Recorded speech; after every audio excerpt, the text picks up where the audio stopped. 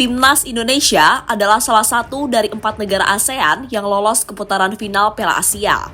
Sayangnya dalam Piala Asia kali ini, Indonesia bukanlah tim unggulan. Karena dari segi peringkat, mereka masih kalah dengan negara-negara ASEAN lainnya. Sesuatu yang membuat para pesaing meremehkan Indonesia, contohnya adalah Malaysia. Banyak pengamat sepak bola Malaysia memprediksi jika skuad Garuda akan pulang lebih cepat di turnamen 4 tahunan tersebut. Namun fakta di lapangan nyatanya tidak seperti itu. Karena Indonesia secara mengejutkan mampu tampil baik berbanding terbalik dengan apa yang dialami oleh Malaysia. Dan untuk itu inilah deretan cerita di balik perseteruan negara-negara ASEAN saat tampil di ajang Piala Asia.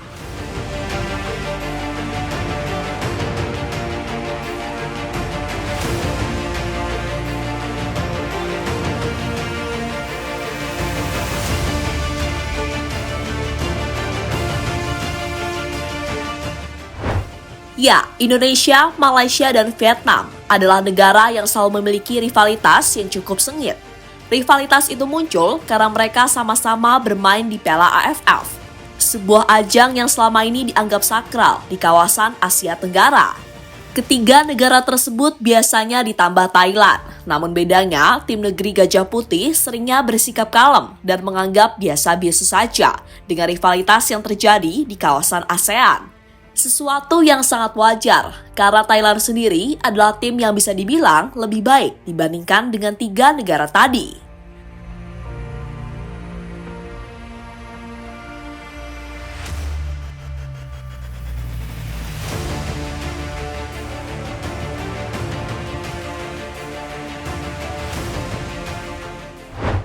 Uniknya, 4 negara tersebut pada tahun ini sama-sama lolos ke putaran final Piala Asia. Mereka tergabung ke grup yang cukup sulit, karena lawannya adalah kekuatan besar di sepak bola Asia. Sebut saja Indonesia dan Vietnam. Mereka bakal menghadapi Jepang, yang notabene adalah raja dari sepak bola Asia. Sementara Malaysia harus berhadapan dengan Korea Selatan, dan Thailand harus menghadapi Arab Saudi.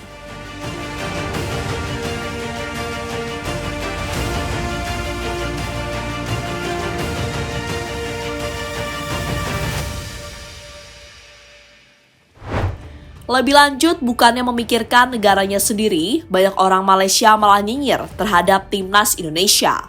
Mereka kemudian memprediksi jika Indonesia tidak akan lolos ke babak 16 besar. Selain gagal, Indonesia juga akan menjadi lumbung gol oleh tim yang ada di grup D. Bahkan timnas Indonesia dianggap cuma mencari hiburan di ajang Piala Asia kali ini. Kabar ini ditunjukkan oleh salah satu akun sepak bola yang ada di Malaysia. Mereka juga menilai timnas Malaysia akan bermain lebih baik dan akan menjadi King ASEAN di turnamen Piala Asia.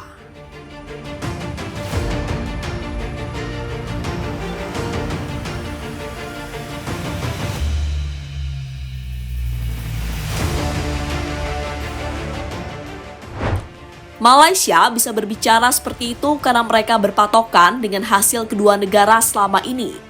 Sebelum terjun ke Piala Asia, Malaysia adalah tim yang meraih hasil positif di babak kualifikasi Piala Dunia. Sementara Indonesia sebaliknya, karena mereka harus dibantai Irak dan ditahan imbang oleh Filipina. Belum lagi ditambah dengan kekalahan demi kekalahan yang dialami oleh Indonesia saat menjalani laga uji coba.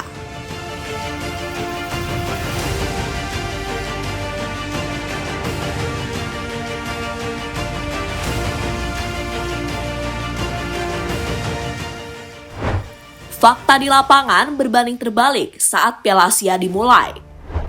Setelah banyak drama yang terjadi, Indonesia dan Malaysia akhirnya memulai petualangan mereka di ajang Piala Asia.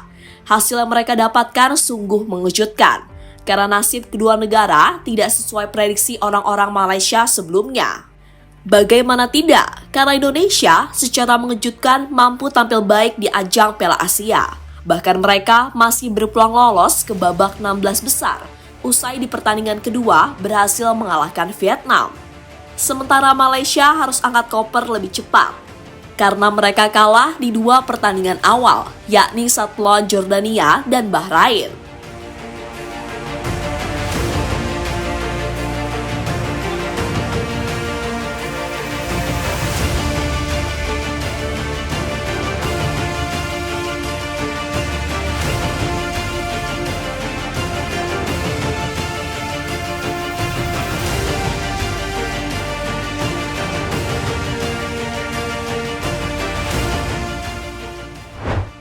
Pandit Malaysia mulai mengakui kekuatan Indonesia.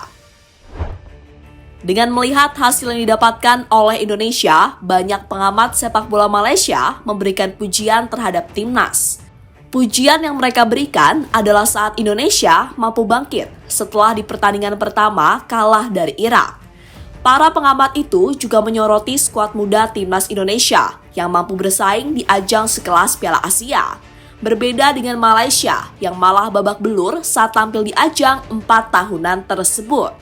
Contohlah nak bagi tahu, kita selalu compare pada Indonesia. Average age 23.6, one of the youngest team dekat ASEAN Cup. Semalam menentang Vietnam, mereka menang 1-0, 3 mata. Kita melihat approach mereka sepanjang 90 minit. First game mereka tewas, second game mereka keluar.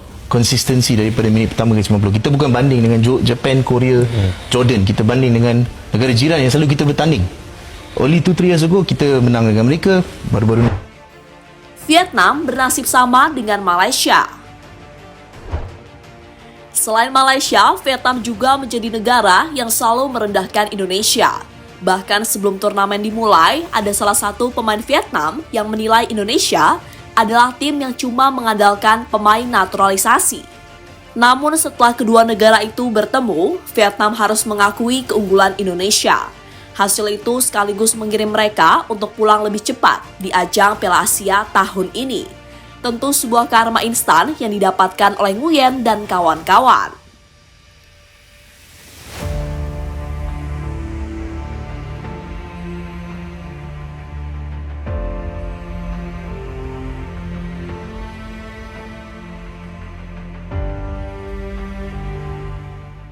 Peluang Indonesia lolos ke babak 16 besar tetap ada meski sulit. Berkat kemenangan saat melawan Vietnam, membuat Indonesia berpeluang lolos ke babak 16 besar. Sayangnya untuk mewujudkan itu harus menemui jalan terjal, karena lawan Indonesia terakhir adalah Jepang. Jika kalah, Indonesia hanya bisa berharap dengan grup lain. Parahnya di grup lain sudah banyak negara-negara yang sudah memastikan lolos, terutama negara yang berada di peringkat 3 terbaik, seperti Suriah dan Palestina.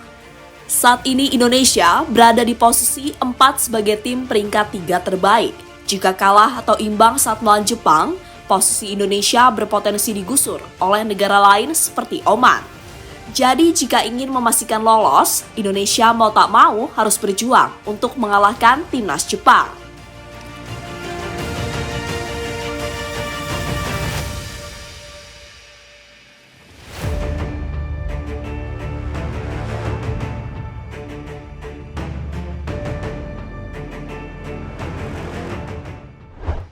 Jadi itulah saat Malaysia dan Vietnam mendapatkan karma, usai sebelumnya meremehkan timnas Indonesia di ajang Piala Asia.